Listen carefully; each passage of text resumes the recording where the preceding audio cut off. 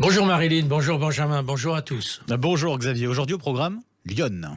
La Bourgogne, nous y voilà, chez les Iconais. Vous savez que les habitants de Lyon s'appellent les Iconais. C'est pas toujours évident à le savoir. Alors, on va commencer par Joigny.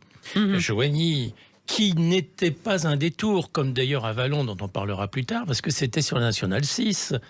Et pourtant, c'est une ville qui aujourd'hui vraiment mérite pour le coup de quitter l'autoroute ou les grands axes pour la voir, parce qu'il y a d'abord tout un ensemble architectural tout à fait intéressant, château des Gondis, nombreuses églises, des hôtels particuliers qui sont magnifiques, des maisons à pans de bois. Également une ville très animée, les marchés que je vous recommande du mercredi et du samedi, où on peut découvrir notamment la gastronomie bourguignonne et notamment le pain d'épices, qui est une spécialité que l'on trouve à Joigny. Le vin gris de la Côte Saint-Jacques, la célèbre Côte Saint-Jacques, les gougères, vous savez que c'est la grande spécialité. Et alors, on a parlé de ville qui aujourd'hui est un détour, qui autrefois ne l'était pas, et qui fête pour autant, il y a la nostalgie des embouteillages.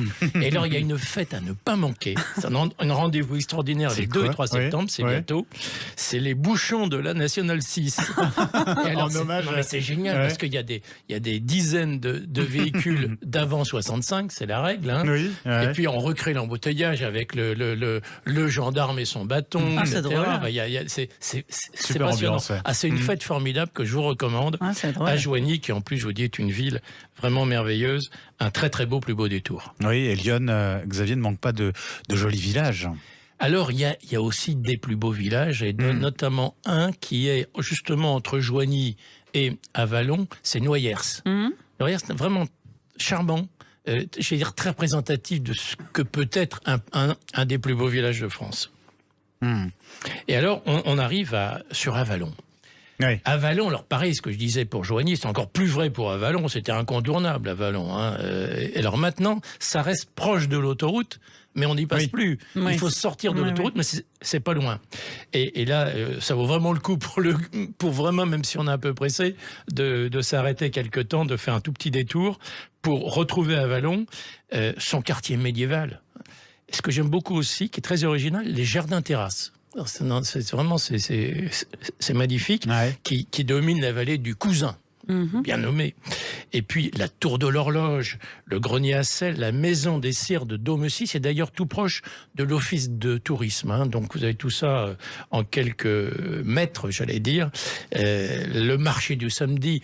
Là encore, nous sommes en Bourgogne, nombreuses spécialités. Il y a d'ailleurs des spécialités en friandises, des chocolatiers.